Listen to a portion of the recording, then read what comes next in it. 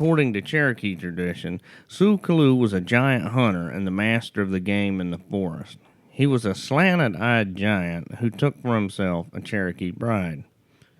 In one telling of the story, the giant chose a bride for himself and took her to the spirit world. Her mother and brother were distraught, and in order to try and see her again, they fasted for 7 days outside the cave where she lived with the other god spirits.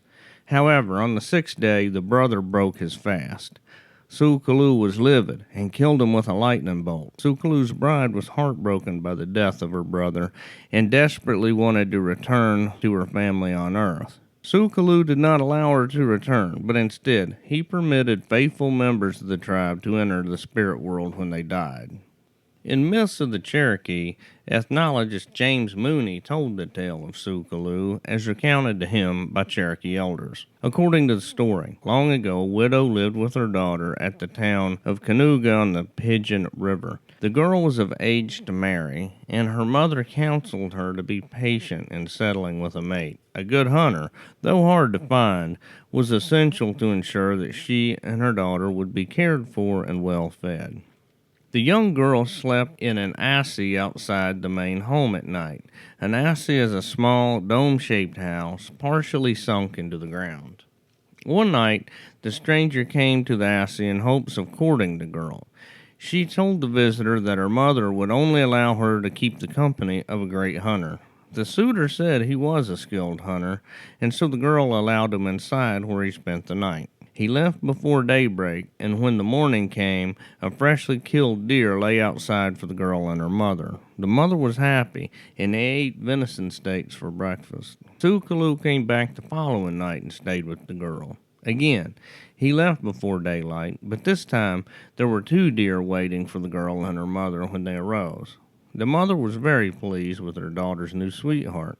She said, though, that she wished he would bring some wood. Tsul Kalu read their thoughts, and the next morning there were several large trees in front of the house, roots and all. This angered the mother, and she told her daughter that she wanted smaller wood that she could use, not entire trees. The next morning there was nothing waiting for the pair. Instead, the land had been cleared of its trees.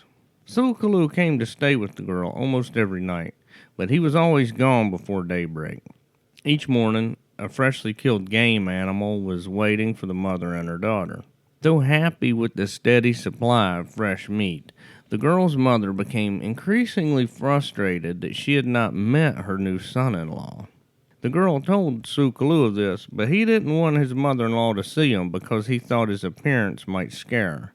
She began to cry, and Tsul Kalu relented and agreed to meet his mother-in-law. However, he warned his wife that her mother must not say that he looked frightful. When the morning came, the girl brought her mother to the assi where her new husband lay. The mother peered inside and saw a giant with long slanting eyes. He was so large that he barely fit into the small dwelling. The mother fled and cried, saying frightful in her native tongue. Tsul Kalu was enraged, and he left, vowing to never let the mother see him again, and he returned to his mountaintop homeland. Eventually, Tsul Kalu came back for his bride. Mooney gave the following account. Soon after he left, the girl had her monthly period. There was a very great flow of blood, and the mother threw it all into the river. One night, after the girl had gone to bed in her assi, her husband came again to the door and said to her, "It seems you are alone," and asked where was the child. She said there had been none. Then he asked where was the blood, and she said her mother had thrown it into the river. She told just where the place was, and he went there and found a small worm in the river.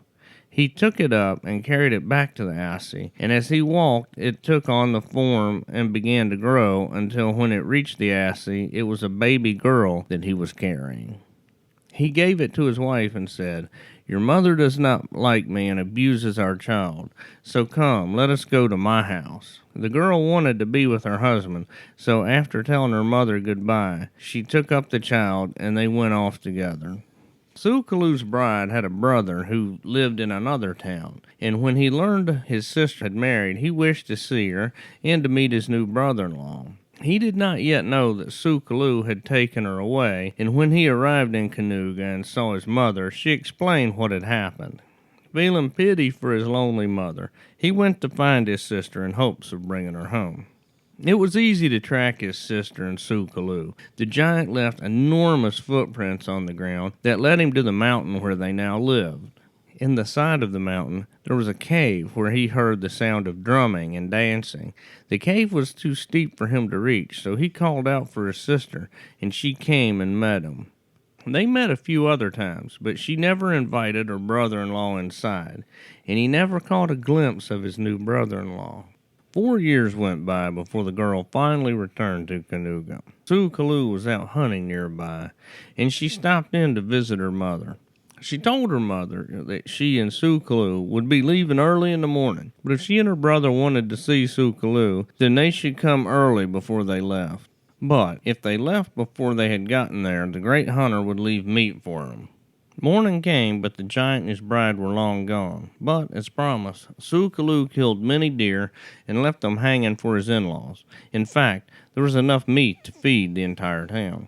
All the people of Canoga also wanted to see this great master of game animals.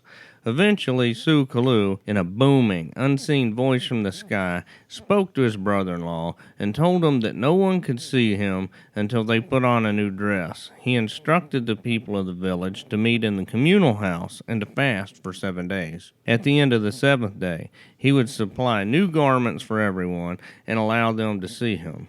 Tsul Kalu, however, warned that no one was to leave the townhouse or raise the war cry. As fate would have it, someone disobeyed the giant's orders. Though the people stayed in the communal house and fasted for an entire week, there was one person among them, from another town, who left each night to get something to eat. On the 7th day, the same man fled the townhouse in fear when a loud sound kept getting near. It was the sound of rocks crashing down a mountain, and the disobedient man fled the townhouse and sounded the war cry. With that, the sound abruptly stopped, and Tsul Kalu did not show up to reveal himself to the people. The giant's brother-in-law returned to see his sister on the mountain and asked why Tsul Kalu did not come with the new dresses as promised. Tsul Kalu answered, "I came with them, but you did not obey my words, but broke the fast and raised the war cry." The brother-in-law explained that it was a person from another village who transgressed, and pleaded with Tsul Kalu to reconsider. He would not be swayed, however, and said, "Now you can never see me."